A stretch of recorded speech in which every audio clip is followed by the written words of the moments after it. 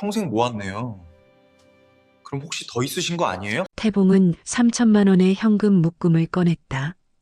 평생을 모은 돈, 딸을 위해 준비한 돈. 철우의 눈빛이 바뀌었다. 돈을 세어보듯이 평생 모았네요. 그럼 혹시 더 있으신 거 아니에요? 철우의 말에는 명확한 메시지가 있었다. 태봉과 미선을 따라 골목을 걷던 철우가 갑자기 멈춰섰다. 그리고 던진 말. 솔직히 아버지 거지처럼 사시잖아. 말이 끝나는 순간 공기가 얼어붙었다. 태봉의 손가락이 떨렸다. 구독은 인연, 좋아요는 마음. 함께 이어가 주시면 감사드리겠습니다. 세계관과 일상, 시골 아버지의 조용한 상경.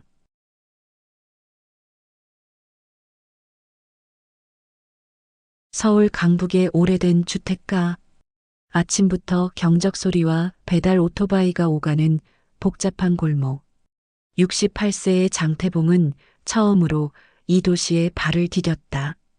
손에는 시골에서 직접 담은 음식들. 마음에는 딸 미선을 보고 싶은 바람만 담아. 하루 전날 태봉은 미선에게서 전화를 받았다. 아빠, 이번 주 일요일에 집에 와. 아빠 보고 싶어. 목소리에는 피로가 묻어났다. 미선은 맞벌이 워킹맘이었다. 서울에서 남편 윤철우와 함께 전세 생활을 하면서 아이 교육까지 챙기고 있었다. 태봉은 딸의 목소리만 들어도 알 수 있었다. 딸이 고생하고 있다는 것을. 알겠다. 아빠가 간다. 그렇게 태봉은 새벽 5시 기차에 몸을 실었다. 고향역에서 출발하는 기차. 태봉은 자주 이 기차를 타지 않았다. 서울에 올 일이 많지 않았기 때문이었다. 평생을 고향의 흙 위에서 살아온 남자에게 서울은 남의 땅이었다. 기차 안에서 태봉은 집에 있는 음식들을 챙기기 시작했다. 냉장고에서 꺼낸 자신이 직접 담은 된장. 항아리에서 숙성된 된장은 구수한 냄새를 풍겼다. 작년 겨울에 만든 마늘장아찌. 매콤하면서도 깊은 맛이 있는 것. 호박을 말려 만든 호박꼬지. 김장할 때 담은 배추김치까지. 모두 자신의 손으로 만든 것들이었다. 이것들이면 우리 미선이 좀 살아날 거야. 태봉이 중얼거렸다. 평생을 농사 지으며 살아온 남자에게 음식은 곧 사랑이었다. 손으로 직접 기른 것들, 손으로 직접 만든 것들을 딸에게 줄 때만큼 아버지로서의 역할을 느낄 수 있었다. 뭔가를 해줄 수 있다는 느낌. 아버지가 할 수 있는 가장 기본적인 일이었다.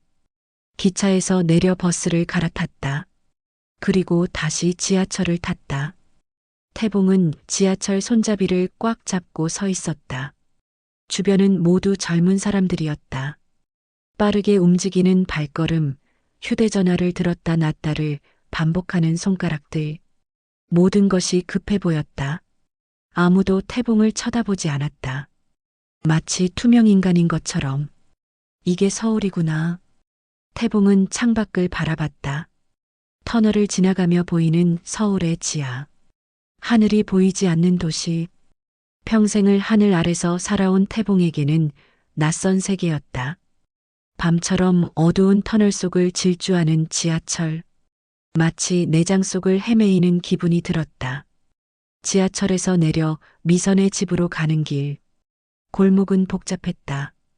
주차된 차들 사이로 사람들이 빠르게 움직였다. 배달 오토바이가 지나갔다. 경적음이 울렸다. 태봉은 봉투를 다시 확인했다. 손에 들린 것들이 여전히 잘 있는지 확인하려는 듯 된장 냄새가 은은하게 나고 있었다. 신선한 냄새였다. 미선의 집은 생각보다 작았다. 오래된 빌라 2층, 회색 외벽, 낡은 현관. 서울에서 전세로 산다는 게 이런 거라고 생각했다.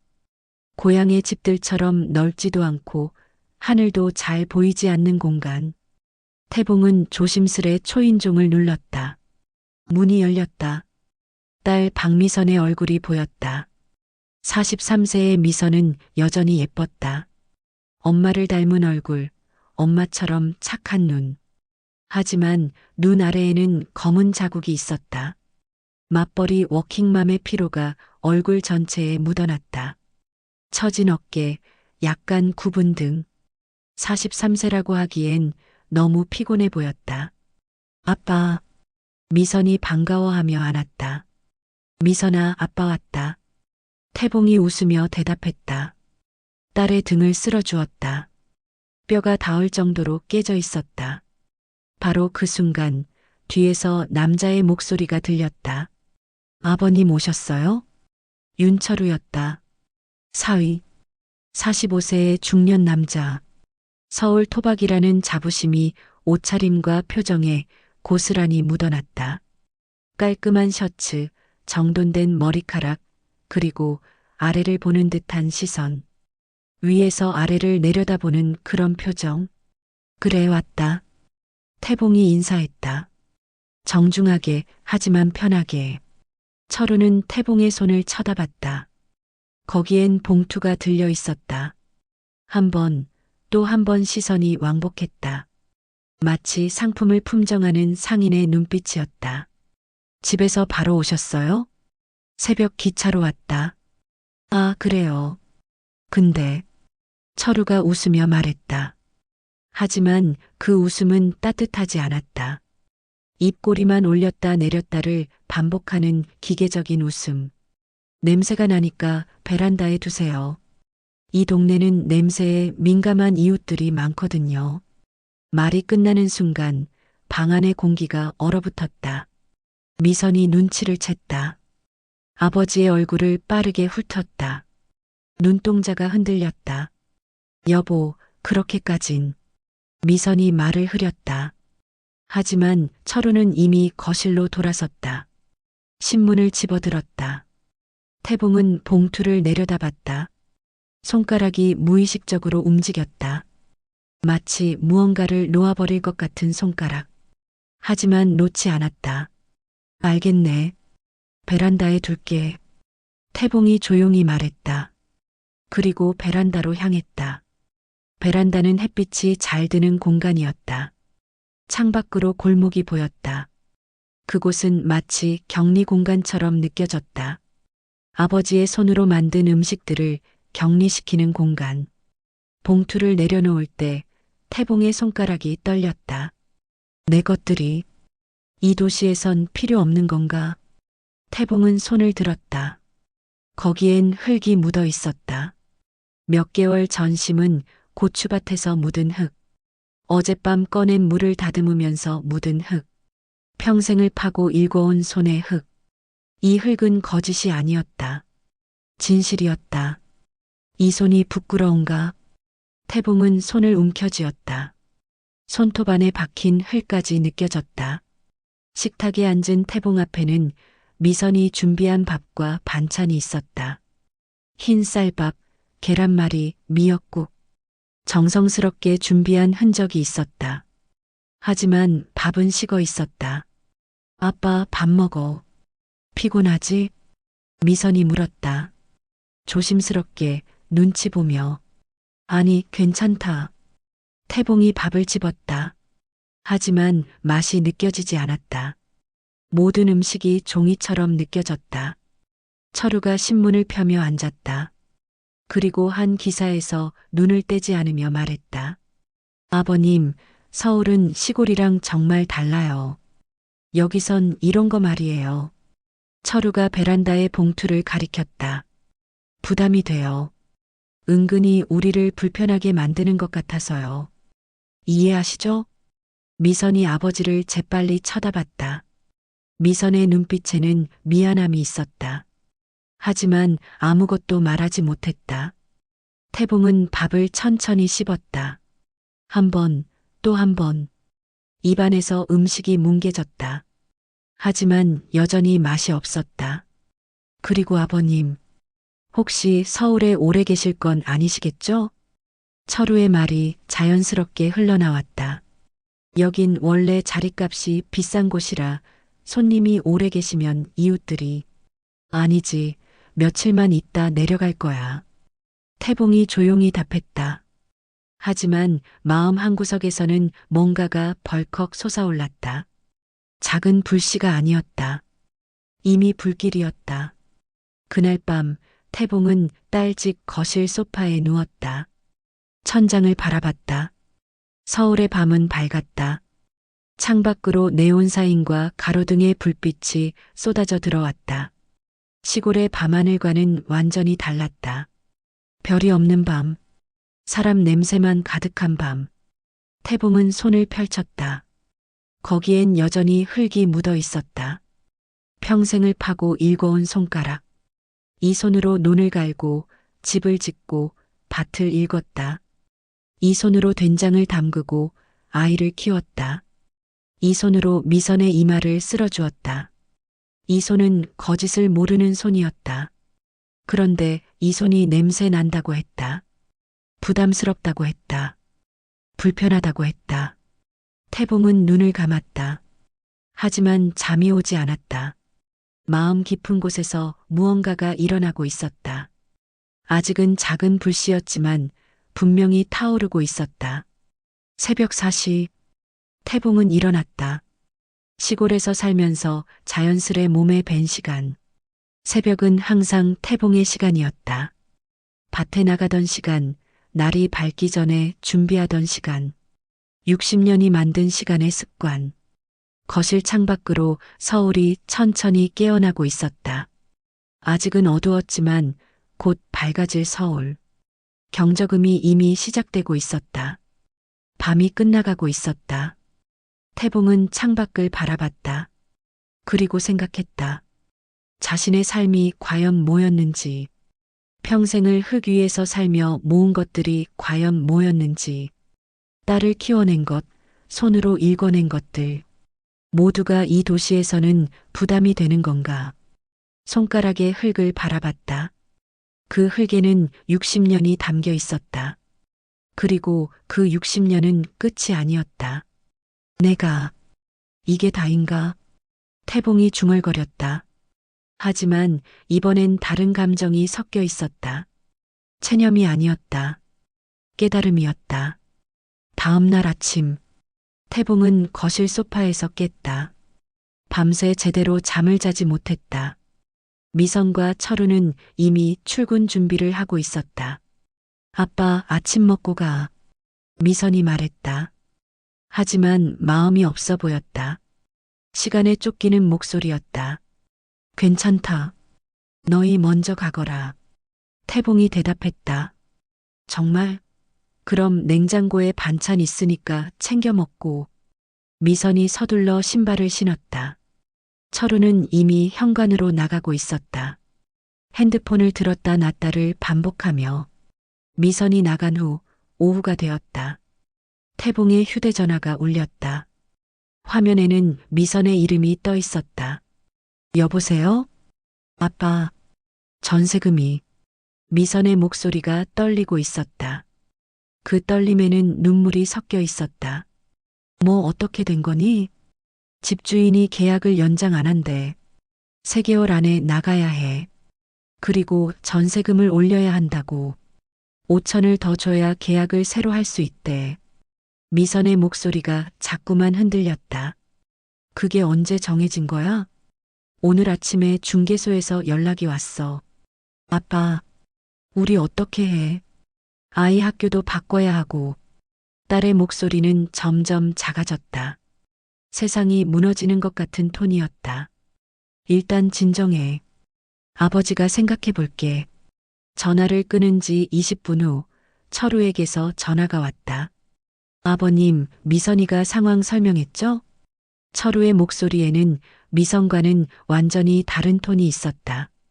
불만, 그리고 암묵적인 요구가 묻어났다.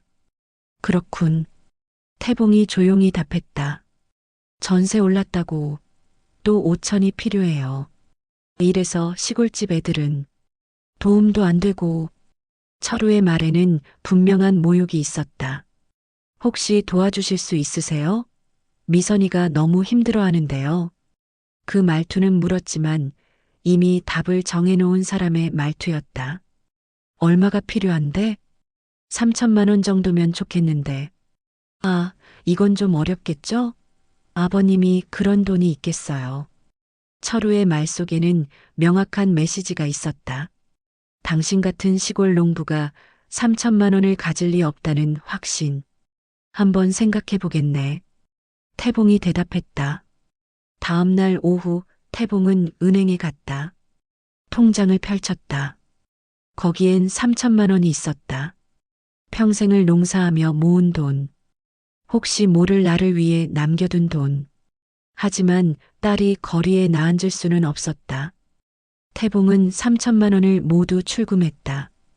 현금 묶음을 손에 들었을 때 손가락이 떨렸다.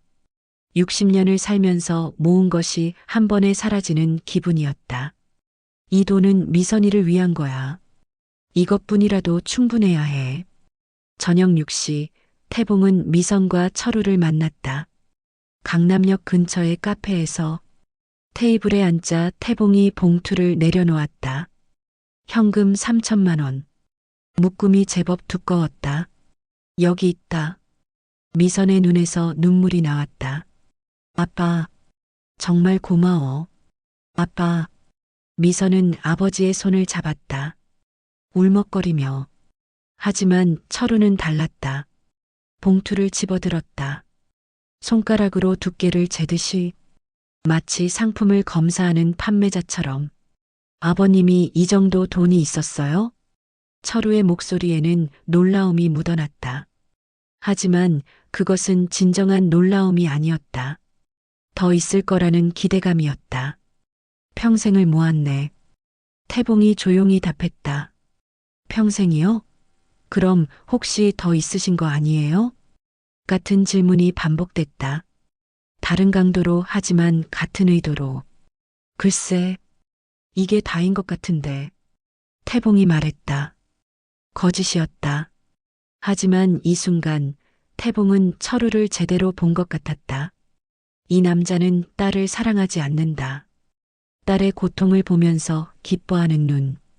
자신에게 물건을 요구하는 눈. 카페를 나온 후 태봉은 미선과 철우를 따라 골목을 걸었다. 그때였다. 아버님, 잠깐만요. 철우가 태봉을 불렀다. 뭐지? 솔직히 말이에요. 미선이가 힘들어하는 건 맞는데. 철우가 말을 이었다. 아버님이 이렇게 도와주시는 건 고맙기도 하고, 근데. 미선이 물었다. 뭔데? 은근히 부담 주는 거 아니시죠? 미선이.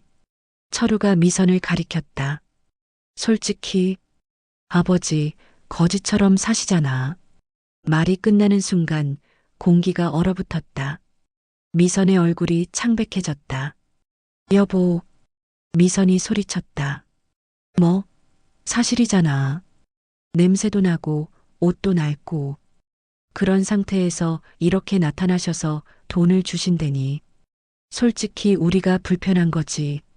철우의 말이 계속됐다. 아버님, 제가 나쁜 놈은 아닌데 현실적이거든요. 미선이를 위해서라면 좀 더 선에서 물러서 주시면 좋겠어요. 태봉은 아무 말도 하지 않았다.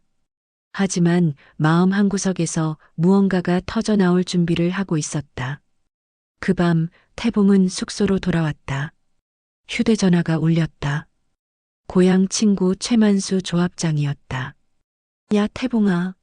너 지금 뭐 하고 있어? 고향에 있는데. 아니야. 올라온 거 들었어. 서울에 있잖아. 빨리 사무실로 와. 중요한 일이 있어. 무엇인데? 전화로는 길어. 일단 와. 내일 아침에 보자. 전화를 끊은 후 태봉은 한참 동안 침대에 앉아만 있었다. 다음 날 아침 조합 사무실에서 최만수 조합장이 태봉을 만났다. 야, 태봉아. 오늘 내가 너한테 대박 뉴스를 줄 거야. 최만수가 서류를 펼쳤다. 너 기억하지? 20년 전에 넌 산 아래 버려진 땅을 샀어. 그 땅 말이야. 태봉은 고개를 끄덕였다. 그 땅이 이제 황금 땅이 되었다. 서울 구 재개발에 포함됐어. 보상비가 엄청나다. 최만수가 서류의 숫자를 가리켰다. 추정 보상비 약 78억 110억. 태봉의 손가락이 떨렸다. 110억? 78억. 이게 뭐? 진짜야? 진짜다. 100% 진짜야. 근데 절차가 빠르니까 넌 당장 서류에 사인해야 해. 태봉은 그 종이를 바라봤다. 평생을 살면서 상상해 본 적도 없는 숫자. 그리고 동시에 떠올랐다. 어제의 철우. 그 목소리. 거지처럼 사시잖아. 그 한마디. 태봉은 손을 쥐었다. 손가락이 떨렸다. 78억. 110억? 그 돈으로 무엇을 할 것인가? 딸에게 그냥 줄 것인가? 아니면 다른 방법이 있을까? 마음 한구석에서 불길이 타오르고 있었다. 더 이상 작은 불씨가 아니었다. 이미 활활 타오르는 불길이었다. 내가 이제 뭘 할 건지 그걸 생각해야 한다. 태봉이 중얼거렸다. 그리고 그 불길은 멈추지 않을 것이었다. 태봉은 재개발 조합 사무실에서 모든 서류를 검토했다.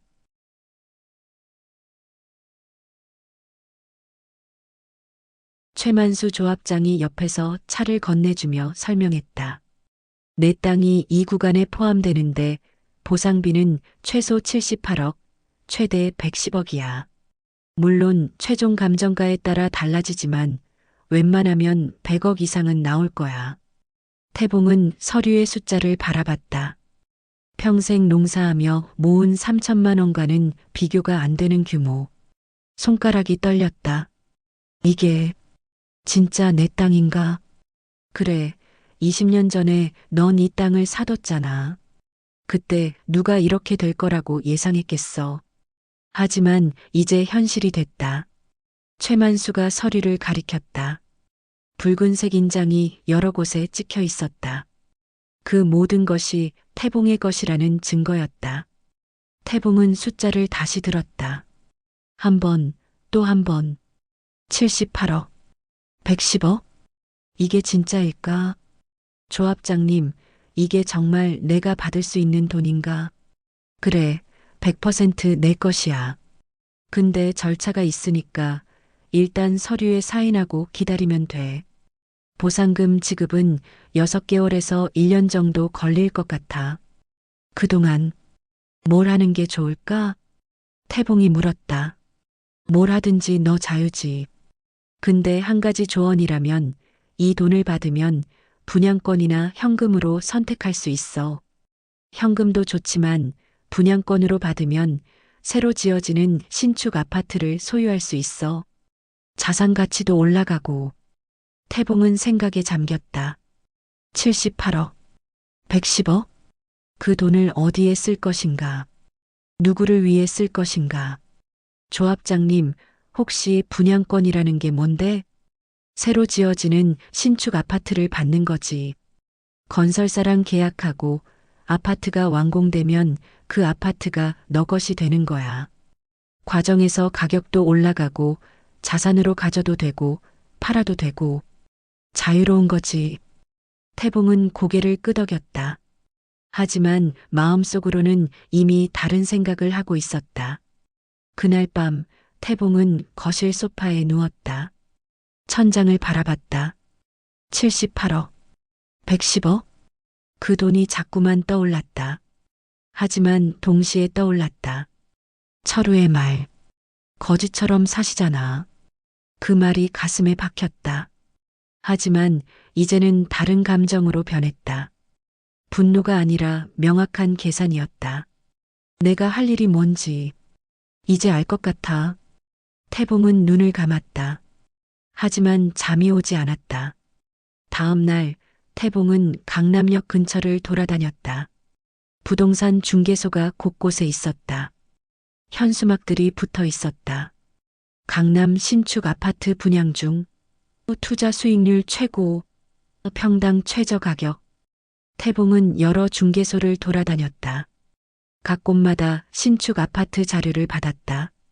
강남, 강북 여러 지역. 하지만 태봉이 찾는 것은 하나였다. 강북구 미선이 사는 곳 근처 드디어 찾았다. 강북구 신축 아파트 분양 중 이라고 적힌 중개소. 태봉이 들어갔다. 50대 남자 중개인이 나왔다. 재빠른 눈빛으로 태봉을 훑었다. 어서 오세요. 뭘 찾으세요? 여기 신축 아파트 분양받을 수 있을까요? 물론이죠. 지금 상당히 인기 있는 단지거든요. 보통 어느 정도 규모로 찾으세요? 태봉은 미선의 집을 떠올렸다. 낡은 빌라, 전세, 불안정한 미래. 혹시 강북구에 신축 아파트가 많이 있을까요? 그럼요. 재개발이 한창이라 신축이 많이 올라가는 중입니다. 태봉의 귀가 쫑긋 세워졌다. 그 신축 아파트들이 언제쯤 완성될까요? 그 구간은 23년 정도 남았을 거요. 근데 지금부터 분양받으면 입주하면서 사실 수익도 많이 남을 거예요. 가격이 계속 올라가거든요. 중개인이 자료를 펼쳤다. 신축 아파트 분양 가격표. 태봉은 주소를 확인했다. 강북구. 정확히 미선이 사는 곳 근처였다. 아니, 정확히는 미선이 지금 전세로 살고 있는 빌라 바로 옆 구간이었다. 태봉의 마음이 철렁했다. 이 단지에서 가장 좋은 평수는 뭐예요? 이 단지는 34평형대와 42평형대, 50평형대가 있는데 보통은 42평형대가 제일 인기 있어요. 수익성도 좋고요. 중개인이 가격표를 가리켰다. 42평형대 가격이 얼마예요? 현재 분양가가 약 3억 2천 정도예요. 근데 최근에 강남 신축이 많이 올라가면서 이쪽 강북 신축도 수요가 늘어나는 중입니다. 6개월 뒤에는 가격이 5천에서 1억 정도 올라갈 것 같아요. 태봉은 계산했다. 78억이면 이런 아파트를 20개 이상 살 수 있다는 뜻이었다. 아니, 훨씬 더 살 수 있다. 혹시 이 단지에서 한 채를 분양받으려면 지금 계약할 수 있을까요? 물론이죠. 계약금만 내면 돼요. 보통 10%에서 20% 정도. 그럼 3억 정도의 아파트면 계약금이 얼마 정도예요? 3억이면 3천에서 6천 정도 하면 돼요. 현금이 있으시면 지금 계약해도 돼요. 태봉은 지갑을 꺼냈다. 현금이 아직도 상당히 남아 있었다. 은행 통장도 있었다. 고향에서 가져온 것들, 평생을 모은 것들. 일단 42평형대 한 채로 계약할 수 있을까요? 중개인의 눈이 커졌다. 지금 계약하실 건가요? 네. 혹시 현금으로요? 그렇습니다. 중개인이 서류를 준비하기 시작했다. 계약서, 보증금 계약, 분양권 계약. 모든 것이 준비되었다. 태봉은 계약서에 서명했다. 생애 처음으로 자신의 이름을 이렇게 많이 쓰는 일이었다. 장태봉, 장태봉, 장태봉. 첫 번째 아파트, 42평형대, 계약금 6천만 원. 그 순간 휴대전화가 울렸다. 미선이었다. 아빠? 응, 미선아. 아빠, 좋은 소식이 있어. 우리 전세 계약 새로 되기로 했어. 아빠가 준 돈으로. 정말 고마워, 아빠. 미선의 목소리에는 기쁨이 있었다. 첫 번째 기쁨이었다. 하지만 그 기쁨은 오래가지 않았다. 그런데 아빠, 한 가지 더 있어. 뭐지? 집주인이 2년 뒤에 이 집을 팔 계획이 있대. 그럼 우리가 또 나가야 한대. 우리가 정착할 수 없다는 거야. 미안해, 아빠. 아빠가 준 돈이 좋은 결과를 만들었지만 결국 우리는 또다시 불안한 상태에 있어야 해. 아이도 또 학교를 바꿔야 하고. 미선의 목소리가 약해졌다. 그 목소리에는 미안함, 절망감, 무력감이 모두 묻어났다. 그 순간 태봉의 가슴이 철렁했다. 2년. 그 시간 동안 미선은 또다시 불안 속에서 살아야 한다는 뜻이었다. 아이도 또다시 학교를 옮겨야 한다는 뜻이었다. 이것은 근본적인 해결책이 아니었다. 미선아, 네, 아빠. 넌 자기 집이 있으면 좋을 것 같지? 진짜 자기 것인 집, 누군가에게 빌린 게 아닌. 뭐? 자기 집? 아빠, 뭐 말하는 거야? 그냥 미선이가 행복하면 좋겠어서. 그런 생각 가져도 돼? 태봉이 말했다. 목소리에는 뭔가 다른 것이 담겨 있었다. 전화를 끊은 후 태봉은 중개인을 바라봤다. 중개인은 여전히 태봉의 다음 말을 기다리고 있었다. 혹시 이 단지에서 더 큰 평수로 한 채 정도 더 살 수 있을까요? 더 큰 평수요? 50평형 되면 약 4억 정도예요. 그럼 그 50평형대로 한 채 더 계약할 수 있을까요? 중개인이 놀라며 물었다. 한 채 더요? 그럼 지금 총 2채를 계약하는 건가요? 그렇습니다. 태봉이 다시 서명했다. 손가락이 떨렸다. 두 번째 아파트, 50평형대, 계약금 8천만 원, 총 1억 4천만 원, 78억 중에 1억 4천만 원. 밤이 되었다. 태봉은 거실 소파에 누웠다. 천장을 바라봤다. 이제는 다른 생각이 들었다. 이 돈으로 내가 할 수 있는 일이 뭔지. 태봉이 중얼거렸다. 계산기처럼 머릿속에서 숫자가 떠올랐다. 2채의 아파트, 42평형대와 50평형대, 계약금 총 1억 4천만 원, 78억이면 아직도 76억 6천만 원이 남는다. 새벽이 되었다. 태봉은 여전히 눈을 감지 못했다. 마음이 너무 빨리 뛰고 있었다. 내가 이제 뭘 할 건지. 그게 명확해졌다. 태봉이 중얼거렸다. 목소리에는 뭔가 결정적인 것이 담겨 있었다. 결의, 계획, 그리고 복수 같은 것. 며칠이 지났다. 태봉은 조합 사무실에서 최종 보상금 계약서에 서명했다. 최만수 조합장이 종이를 건네주며 말했다. 이제 공식적으로 내 것이야. 6개월에서 1년이면 보상금이 입금될 거고. 태봉은 서명을 마치고 한숨을 쉬었다. 이제 시작이다. 68년의 인생에서 가장 큰 결정이 될 일들이 남아있다. 조합장님, 혹시 보상금이 들어오기 전에 뭔가를 미리 할 수 있나? 뭘 하고 싶은데? 분양권 말이야. 지금부터 계약할 수 있나? 최만수가 웃었다. 아, 그래. 건설사랑 협의해서 선분양권을 줄 수 있어. 보상금이 나올 때까지 기다렸다가 나중에 돈을 내도 돼. 근데 왜? 너 아파트 사려고? 응, 미선이를 위해. 태봉이 답했다. 좋은 생각이다. 그럼 내가 건설사에 연락해 줄게. 그로부터 일주일 후 태봉은 미선에게 전화를 받았다. 아빠? 응, 미선이? 뭐가? 아빠, 철우가. 뭔가 이상해요. 미선의 목소리에는 불안감이 묻어났다. 아버지는 그 목소리만 들어도 딸이 고통받고 있다는 것을 알 수 있었다. 뭐가 이상한데? 요즘 자꾸 돈 얘기를 해요. 아버지 댁에서 받은 3천만 원, 제가 아버지한테 받은 거라고.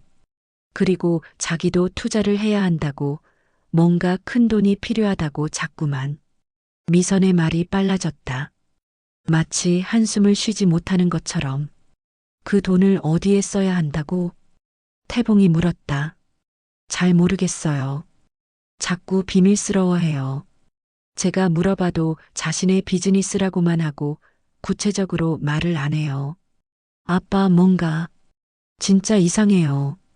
예감이 안 좋아요. 남편이 쟤를 속이고 있는 건 아닐까 싶고. 태봉은 침묵했다.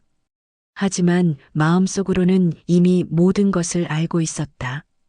철우의 탐욕, 그 눈빛, 3천만 원을 받을 때 그 눈빛이 이미 다음을 노리고 있었다. 미선아, 혹시 철우가 아버지에 대해 뭐라고 한 적은 없나? 왜 갑자기 아버지 얘기를 그냥 물어보는 거야. 말해봐. 미선이 잠시 침묵했다. 그리고 천천히 말했다.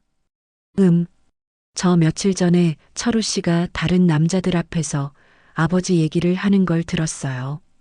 미선 아버지가 시골에서 뭘 하는 사람이냐고 물어봤어요. 근데 철우 씨가 뭐라고 했는지 아세요? 뭐라고? 농사 짓는다고.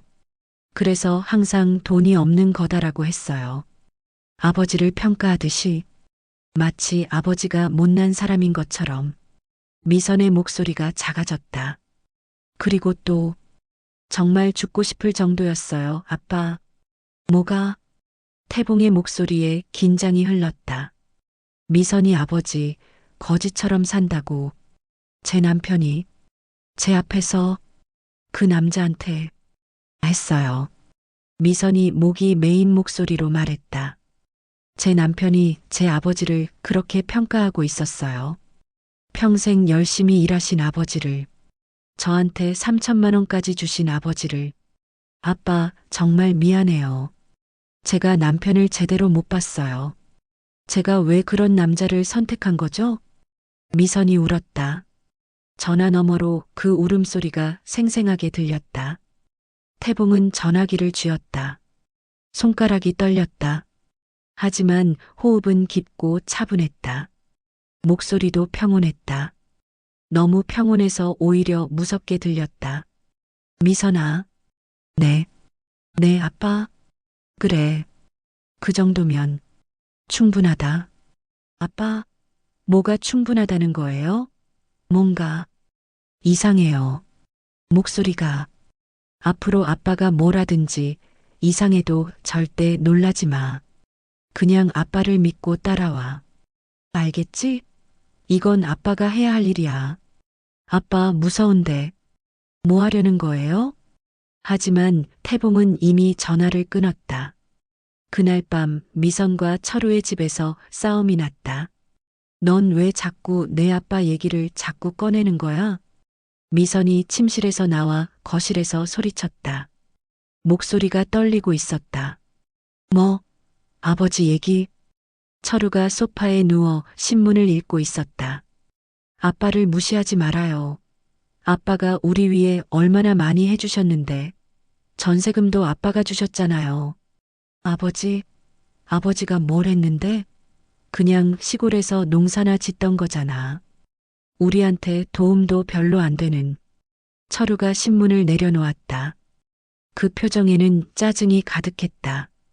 그런데 넌 자꾸 아버지 하면서 아버지 편을 들어. 넌 누구 편인데? 우리 부부 편이 아니고. 철우가 일어났다. 미선은 눈물이 나왔다. 아버지가 3천만 원을 주셨어요.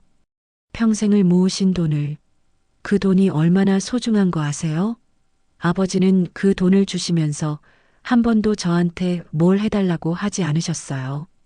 그런데 당신은 아버지를 무시하고 뒤에서 거지라고 부르고 그게 말이 되세요? 미선의 목소리가 높아졌다. 당신 남편이 당신의 아버지를 무시할 권리가 어디에 있어요? 그래, 고맙지. 정말 감사해. 근데 그게 뭔데? 우리 인생을 완전히 해결하지는 못하잖아. 3천만 원? 서울에서 뭐 수도 없는 돈이야. 우리는 계속 불안정할 수밖에 없어. 전세도 2년밖에 못 살아. 철우가 말했다. 목소리에는 계산적인 톤이 명확하게 묻어났다.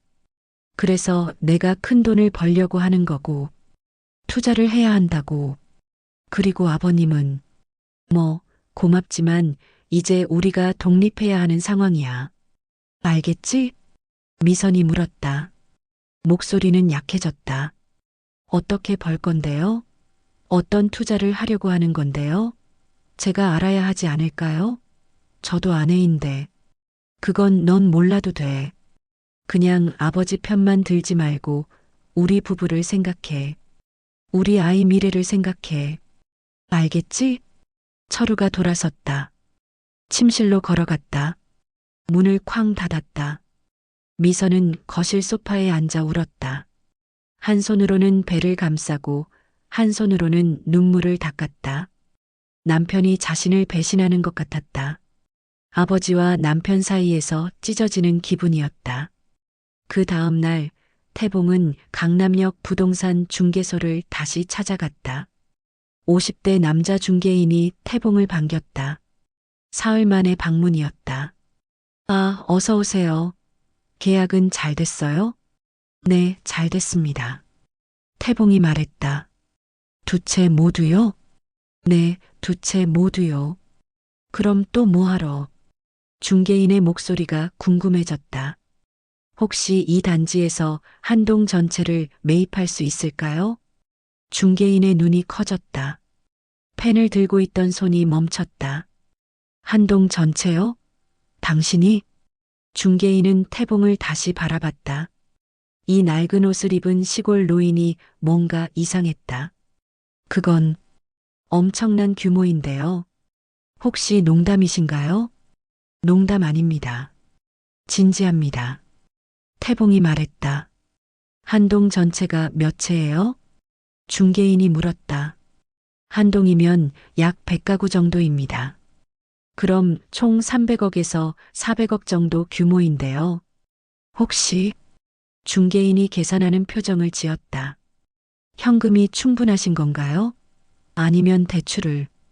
충분합니다. 지금은 선분양권 계약부터 하고 싶습니다. 태봉의 목소리가 명확했다. 주저함이 없었다. 중개인이 건설사에 전화를 걸었다. 30분 후 건설사 담당자가 중개소에 나타났다. 40대 남자. 처음엔 태봉을 무시하는 눈으로 봤다. 하지만 대화가 진행될수록 표정이 바뀌었다.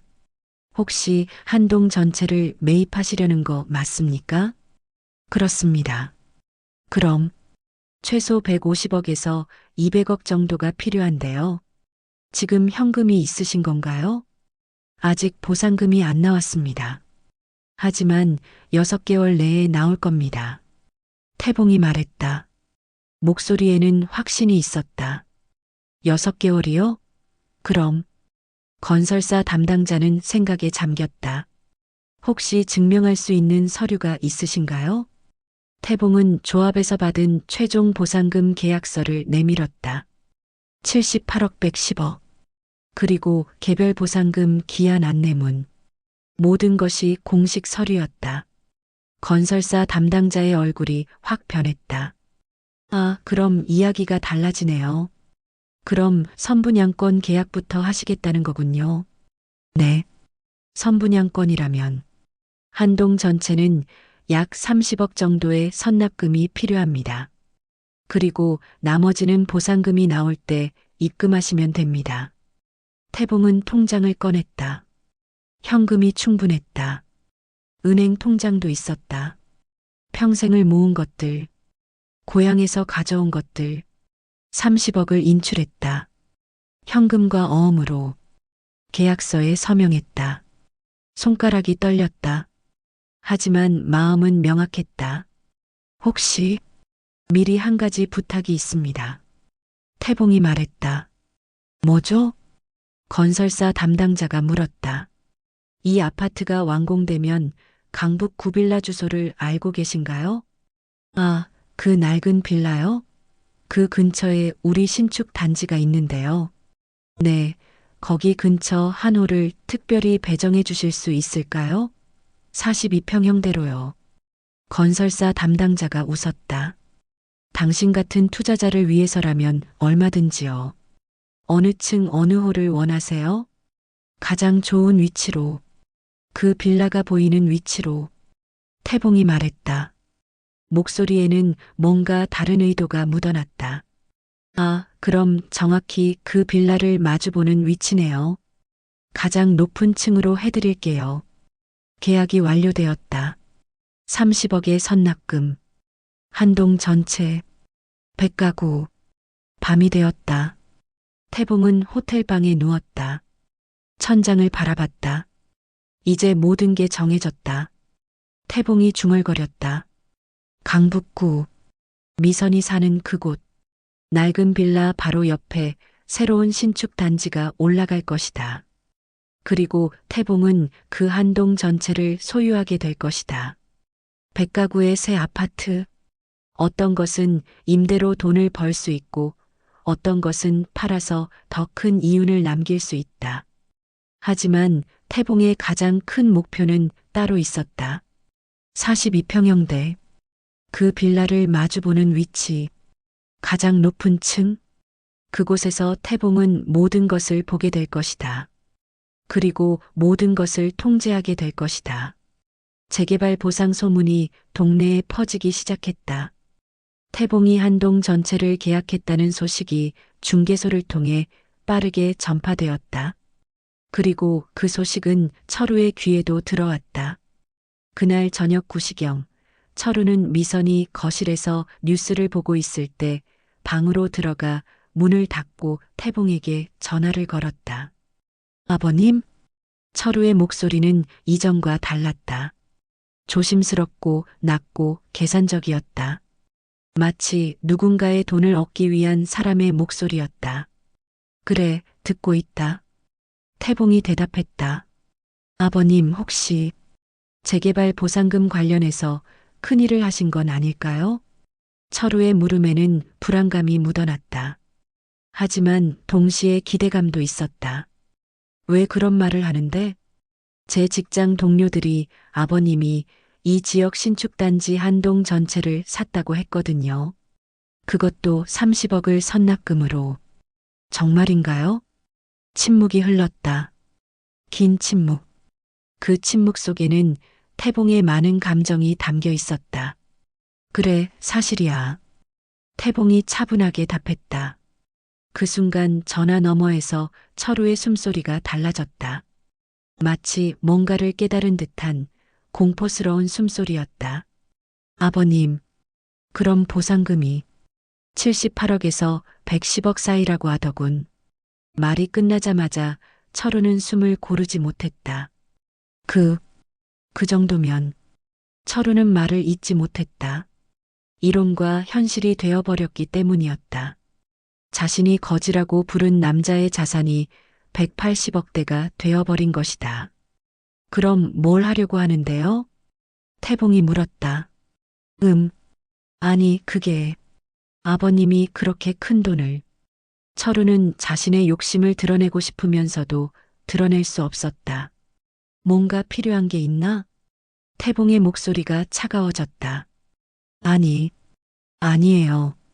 그냥 놀랐어서. 어제는 미선이한테 뭐라고 했었지? 태봉이 물었다.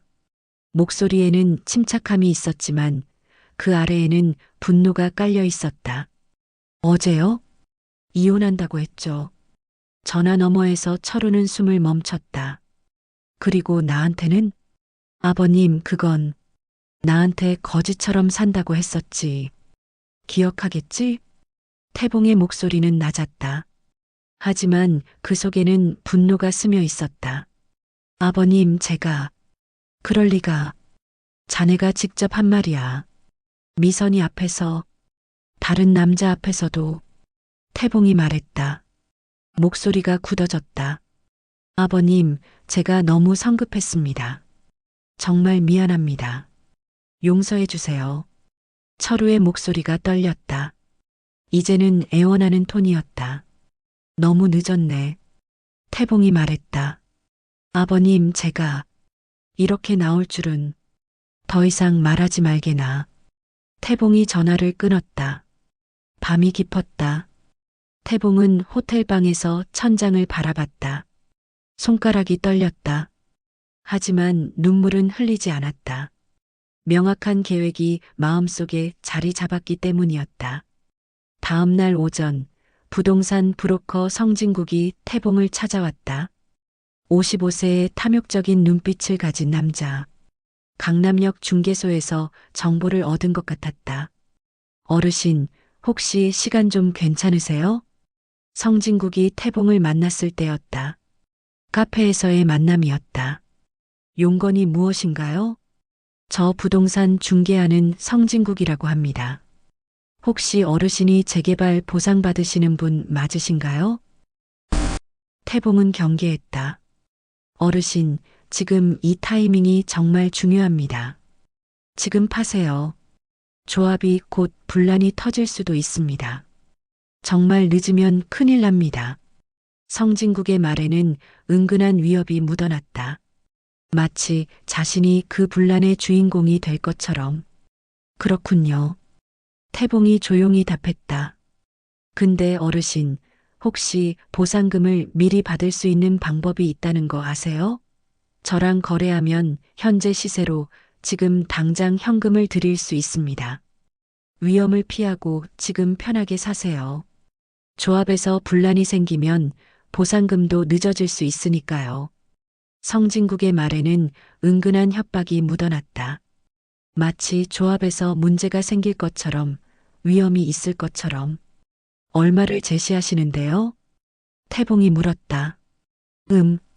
현재 감정가가 78억인데 저는 70억 정도면 어떨까요? 수수료도 빠져야 하고. 그렇군요. 태봉이 웃음을 지었다. 뭐가 웃기세요? 성진국이 물었다. 아니, 그냥. 고맙습니다만 괜찮습니다. 태봉이 자리에서 일어났다. 어르신, 진짜 좋은 기회라고요. 이런 기회가 다시 없습니다.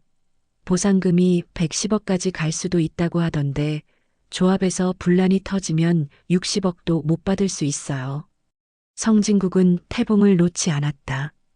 손으로 잡으려까지 했다. 알겠습니다. 태봉이 성진국을 바라봤다. 그 눈빛에는 무엇인가 다른 것이 있었다. 계산, 냉정함, 그리고 결정. 조합에서 문제가 생기면 후회하실 거예요. 성진국이 마지막으로 말했다. 협박이었다. 그럴 리 없을 겁니다. 태봉이 카페를 나갔다. 며칠이 지났다. 미선은 태봉이 마련한 아파트를 봤다. 강북구에 올라가고 있는 새로운 신축 단지. 완공까지 2년 남았다. 모델하우스는 화려했다. 아빠, 이게 정말 저희 집이에요? 미선이 물었다. 눈물이 나왔다. 모델하우스를 보며 서 있는 미선의 손이 떨렸다. 응, 미선이와 아이가 살 집이다. 더 이상 불안해하지 말고. 태봉이 말했다. 아파트가 두 채예요? 42평형대와 50평형대? 응. 하나는 너희가 살 거고 하나는. 태봉이 말을 흐렸다. 하나는요? 나중에 얘기하마. 미선은 아버지를 바라봤다. 그 눈빛에는 뭔가 다른 것이 있었다. 평소의 따뜻함과는 다른 단호함이 있었다. 아빠, 이건 정말 어마어마한 일이에요. 어떻게 이렇게. 더 이상 불안해하지 말고 여기서 행복하게 살아. 아버지가 모든 걸 책임질 테니. 알겠니? 태봉이 미선의 어깨를 안았다. 그런데 철우 씨는요? 철우 씨도. 아직은 말하지 마. 아버지 말을 들어. 제발. 태봉이 말했다. 목소리에는 뭔가 불길한 것이 묻어났다. 그 다음 날 철우는 건설사에서 직접 전화를 받았다. 윤철우님, 여기 건설사 홍보팀입니다. 혹시 당신이 강북구 신축단지 관련해서 알고 계신가요? 네. 뭐 하는 전화죠? 당신 아내분이 해당 단지 42평형대와 50평형대 두 호실의 입주자로 등록되어 있다는데 당신도 함께 설명을 받으실 시간이 있을까요? 철우는 전화기를 놓고 싶었다. 하지만 이미 알고 있었다. 네, 시간 내겠습니다. 그 밤 철우는 집에 돌아왔다. 미선을 보자 목소리가 떨렸다. 미선아, 너 아빠가 아파트를 사줬다? 미선은 대답하지 않았다. 미선아, 대답해. 정말인가? 네. 아빠가 사주셨어요. 언제? 왜 나한테는 말 안 했어? 철우의 목소리가 높아졌다. 아빠가 비밀로 하라고 하셨어요. 침묵이 흘렀다. 그 침묵 속에서 철우는 모든 것을 깨달았다. 비밀로 하라고 아버님이. 철우의 목소리가 떨렸다. 공포와 분노가 섞인 그 떨림. 미선은 더 이상 말하지 않았다. 그저 눈물만 흘렸다. 남편이 아버지를 무시했던 그 모든 말들이 떠올랐다. 그리고 이제 그 결과가 어떤 형태로 나타날 것인지, 그것이 자신과 아이의 삶에 어떤 영향을 미칠 것인지 미선은 알 수 없었다. 하지만 한 가지는 확실했다. 아버지의 침묵 속에는 뭔가 크고 두려운 계획이 있다는 것. 철우는 밤새 잠을 이루지 못했다. 창밖으로 보이는 강북의 야경. 그 어딘가에 새로운 건물이 올라가고 있다는 것을 이제 안다. 자신이 무시했던 남자가 만든 건물. 자신이 거지라고 부른 그 남자의 소유. 다음 날 아침, 건설사에서 또다시 전화가 왔다. 윤철우님, 설명회에 오실 수 있으신가요? 설명회? 네, 모델하우스 설명회입니다. 입주자분들이 함께 참석하셔서 최종 확인을 하는 절차인데요. 철우는 대답 없이 전화를 끊었다. 그 오후, 강북 신축 아파트 모델하우스, 약 100명 정도의 사람들이 모여 있었다. 입주자 설명회였다. 철우와 미선이 모델하우스에 들어섰을 때 그들의 눈이 먼저 포착한 것은 태봉이었다. 맨 앞에 앉아 있는 태봉. 그 옆에는 건설사 담당자가 있었다. 미선의 얼굴이 창백해졌다. 아버지가 여기에, 맨 앞에, 건설사 담당자 옆에. 철우의 발이 딱 멈췄다. 건설사 담당자가 마이크를 집어들었다. 안녕하세요. 오늘은 강북 구신축 아파트 준공 설명회입니다. 모두 오신 것을 환영합니다. 먼저 본 사업을 주도해 주신 건축주 장태봉님께 큰 박수를 부탁드립니다. 모든 사람들이 손을 쳤다. 하지만 철우는 박수 칠 수 없었다. 그의 손은 떨리고 있었다. 건설사 담당자가 계속했다. 장태봉님은 이 단지 한 동 전체에 투자해 주신 분입니다. 이런 대규모 투자가 있었기에 이 사업이 완성될 수 있었습니다. 철우는 자리에서 일어나려고 했다. 하지만 미선이 그의 팔을 잡았다. 여보, 진정해. 미선의 목소리가 떨렸다. 하지만 그 눈빛은 단호했다. 건설사 담당자가 분양 관련 최종 공지사항을 전달했다. 그리고 마지막에 이제 입주 관련 최종 배정을 발표하겠습니다. 먼저 특별 배정된 분들. 스크린에 이름들이 떴다. 42평형대 14호 최상층 장태봉 건축주. 침묵. 50평형대 8호 박미선. 철우의 얼굴이 하얀색으로 변했다. 그 순간 태봉이 일어섰다. 천천히 의도적으로. 모든 사람들의 시선이 그에게 모였다. 68세의 시골 노인이 서 있었다. 낡은 옷, 손에 묻은 흙. 하지만 그 눈빛은 닿았다. 저는 장태봉입니다. 태봉의 목소리가 울렸다. 마이크를 통해 방 전체에 퍼졌다. 20년 전 누구도 관심 갖지 않던 산 아래 버려진 땅을 샀습니다. 사람들은 미쳤다고 했습니다. 하지만 저는 믿었습니다. 시간이 모든 것을 증명해 줄 것이라고. 태봉은 천천히 철우를 바라봤다. 그리고 6개월 전, 이 도시에 올라왔습니다. 딸을 보기 위해서였습니다.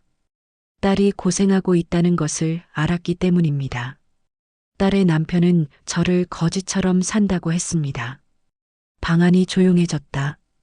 모든 사람들이 태봉을 바라봤다. 저는 그 말을 들었습니다. 그리고 생각했습니다. 내가 거지인가? 하고. 하지만 제 손에는 흙이 묻어 있었습니다. 60년을 파고 일궈온 손. 그 손은 거짓을 모르는 손이었습니다. 태봉의 목소리가 떨렸다. 그리고 78억에서 110억의 보상금을 받았습니다. 딸을 위해서 이 아파트를 샀습니다. 딸과 그 아이가 영원히 불안해하지 않도록. 전세라는 이름의 불안에서 벗어나도록. 태봉이 다시 철우를 바라봤다.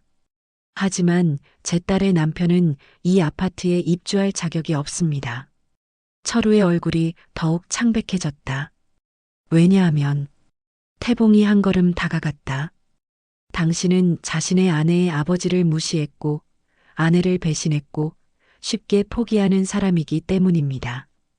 딸을 키우는 아버지로서 나는 당신이 이 집에 발을 딛는 것을 허락하지 않습니다.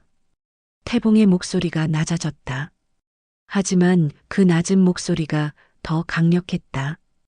이 집은 박미선의 것입니다. 그리고 그 아이의 것입니다. 당신의 것이 아닙니다. 건설사 담당자가 나섰다. 아, 맞습니다. 입주 계약자는 박미선 님이세요. 배우자분 입주는 별도의 절차가 필요합니다. 모든 게 준비된 것처럼, 모든 게 계획된 것처럼 저를 위해 입주를 허락해 주실 수 있을까요? 철우의 목소리가 간청이 되었다. 태봉은 고개를 저었다. 안 된다. 단 2글자. 하지만 그 2글자는 철우의 모든 것을 부정했다. 미선은 눈물을 흘렸다. 하지만 그것은 슬픔의 눈물이 아니었다. 아버지에 대한 연민의 눈물이었다. 아버지가 68년을 살면서 당해야 했던 그 모든 모욕들을 한 번에 씻어내는 그런 눈물이었다.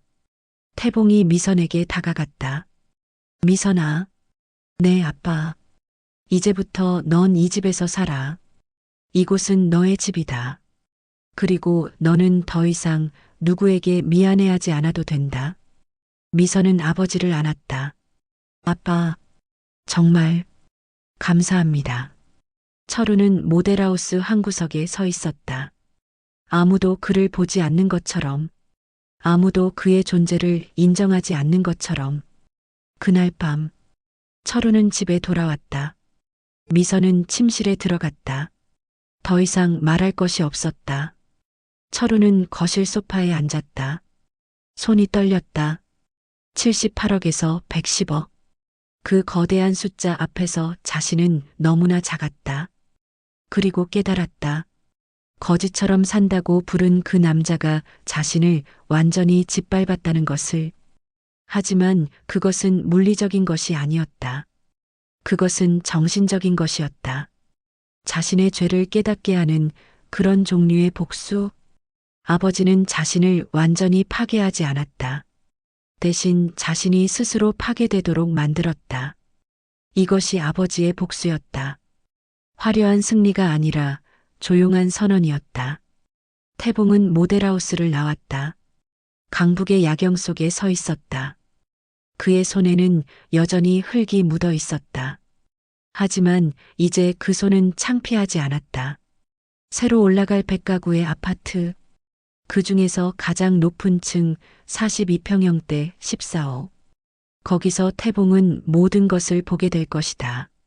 미선의 행복을 보고, 철우의 절망을 보고, 그리고 자신의 인생이 끝나는 것을 볼 것이다.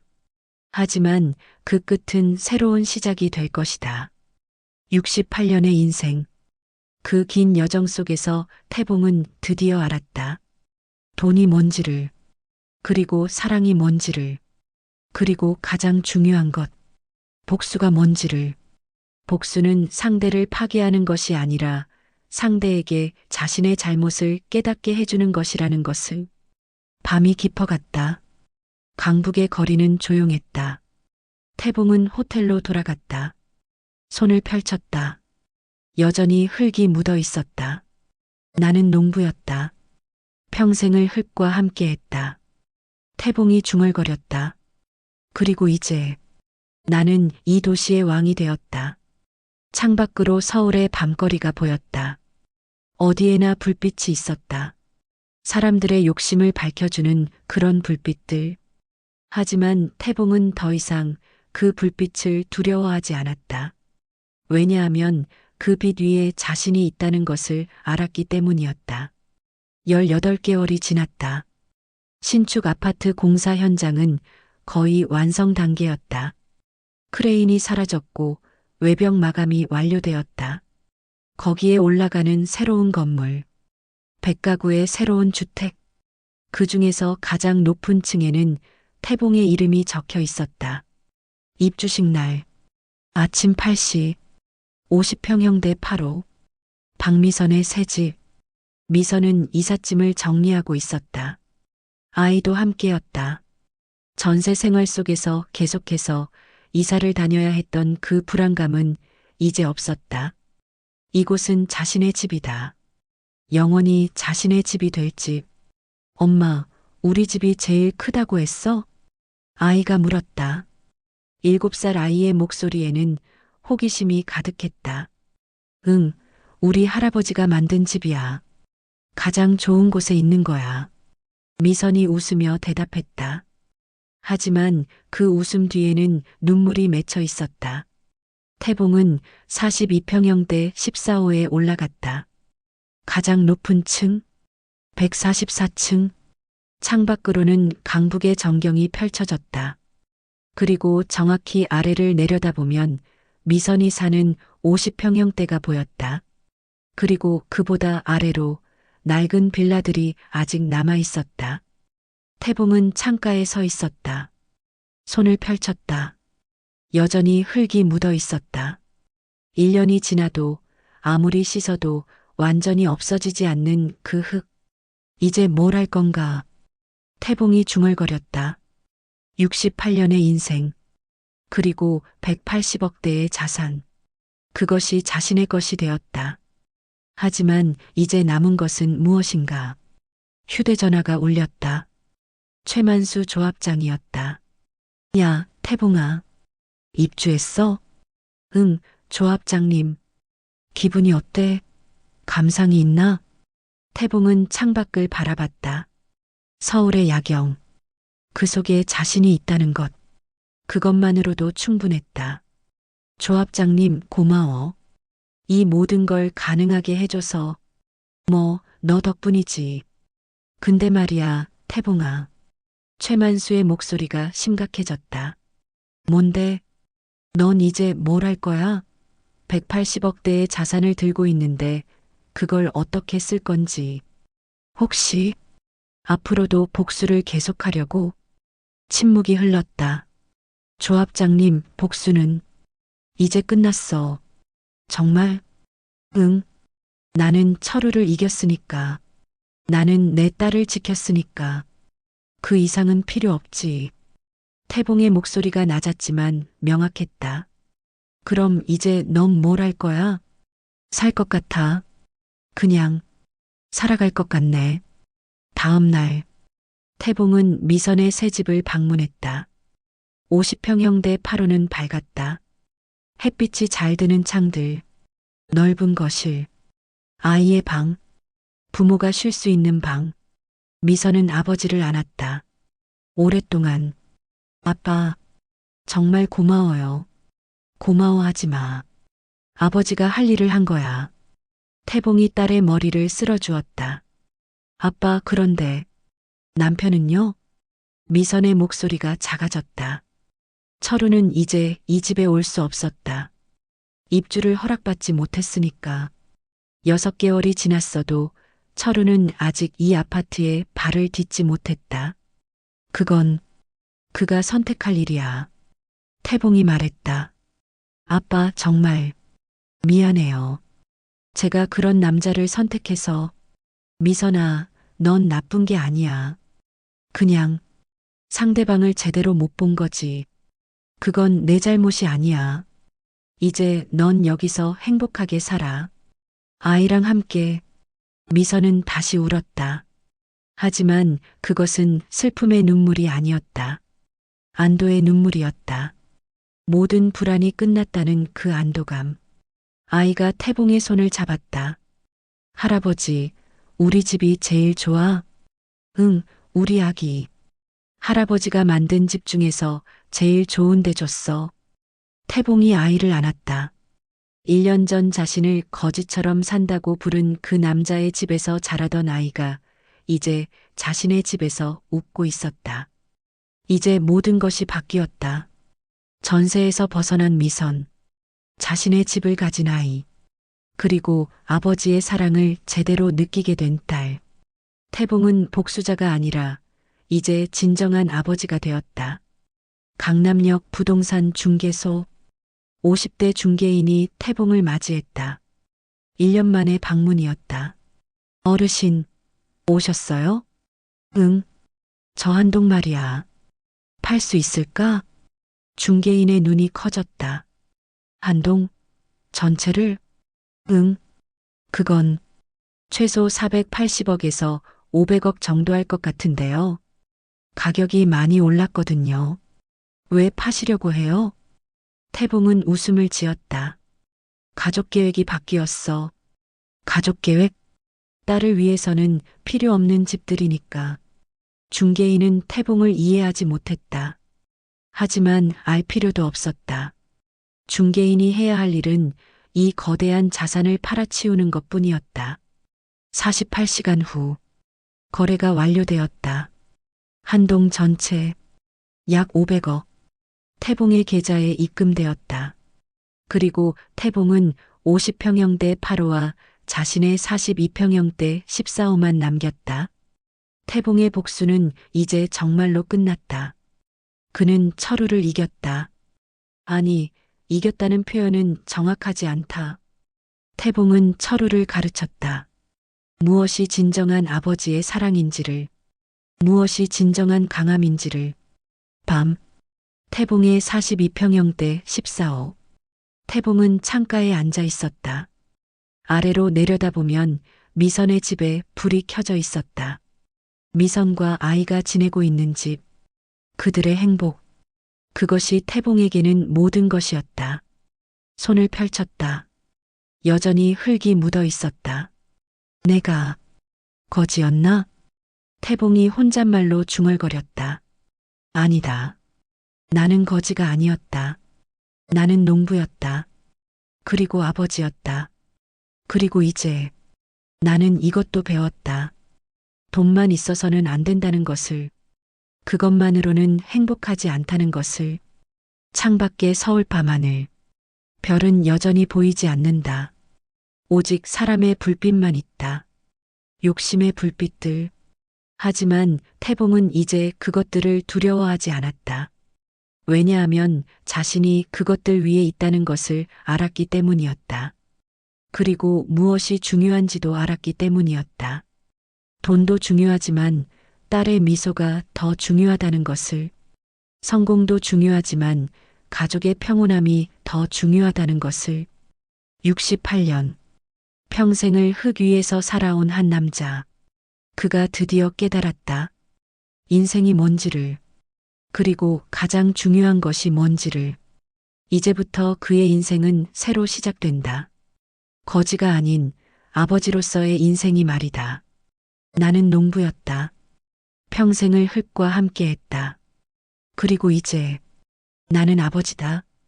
그 이상은 필요 없다. 태봉이 마지막으로 중얼거렸다. 밤이 깊어갔다. 강북의 신축 아파트. 그 가장 높은 층에서 한 노인이 창밖의 서울을 바라보고 있었다. 그의 손에는 여전히 흙이 묻어 있었다. 하지만 이제 그 흙은 부끄럽지 않았다. 그것은 그의 정체성이었고, 그의 증명이었고, 그의 자부심이었다. 4년이 지났다. 강북의 신축 아파트는 이제 이 동네의 완성된 부분이 되었다. 낡은 빌라들은 사라졌고 태봉이 만든 새로운 도시가 그 자리를 차지했다. 42평형대 14호. 가장 높은 층, 144층. 태봉은 침대에 누워 있었다. 72세. 겨우 4년이 지났을 뿐인데 그의 몸은 많이 약해져 있었다. 의사들은 말했다. 한두 달 정도 남았을 거라고. 하지만 태봉은 신경 쓰지 않았다. 자신이 해야 할 모든 것을 다 했기 때문이었다. 미선이 방에 들어왔다. 47세의 미선. 이제 완전히 다른 여자가 되었다. 아빠, 괜찮아? 응, 괜찮다. 태봉의 목소리가 약했지만 평온했다. 미선이 침대 옆에 앉았다. 아버지의 손을 잡았다. 아빠, 뭔가 이상해요. 뭐가? 목소리가 왜 그렇게 차분해요? 태봉은 미선의 얼굴을 오래도록 바라봤다. 그 얼굴에 담긴 모든 것을 읽으려는 듯이 불안감이 없는 얼굴, 행복한 얼굴. 이제 충분하다. 아빠, 뭐 말하는 거예요? 넌 이제 행복하지. 아이도 행복하고 불안해하지 않고 자신의 집에서 자신의 삶을 살고 있지. 그것뿐이면 모든 것이 충분하다. 미선은 눈물을 흘렸다. 아빠, 제발 이렇게 말하지 말아요. 태봉은 미선의 손을 더 꽉 잡았다. 미선아, 내 손을 봐. 미선이 아버지의 손을 들었다. 여전히 흙이 묻어 있었다. 아무리 씻어도 아무리 시간이 지나도 없어지지 않는 그 흙. 이 흙이 내 전부야. 태봉의 목소리가 떨렸다.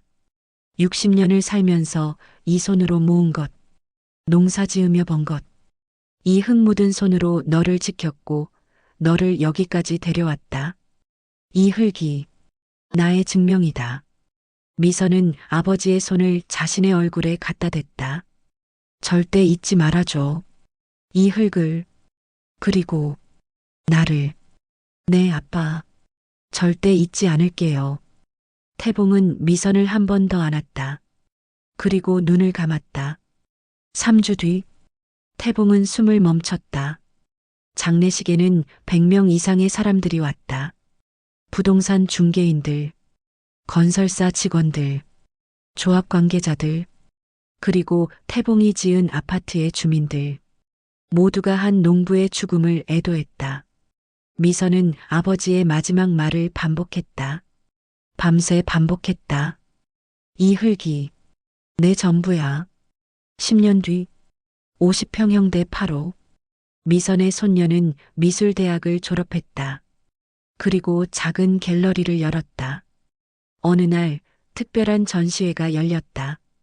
제목 흙 묻은 손. 갤러리의 중심에는 한 점의 그림이 있었다. 한 노인의 손. 그 손에는 흙이 묻어 있었다. 그리고 그 손이 하나의 거대한 건물을 들어올리고 있는 형상. 설명문. 이것은 나의 할아버지를 그린 그림입니다. 할아버지는 평생을 흙과 함께 살았습니다.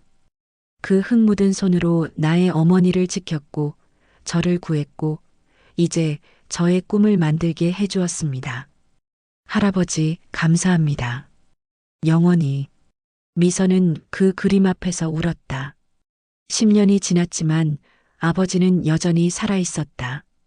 딸의 인생으로, 손녀의 붓으로, 이 도시의 어딘가에서 아버지는 떠났지만 그의 흙 묻은 손은 영원히 남았다.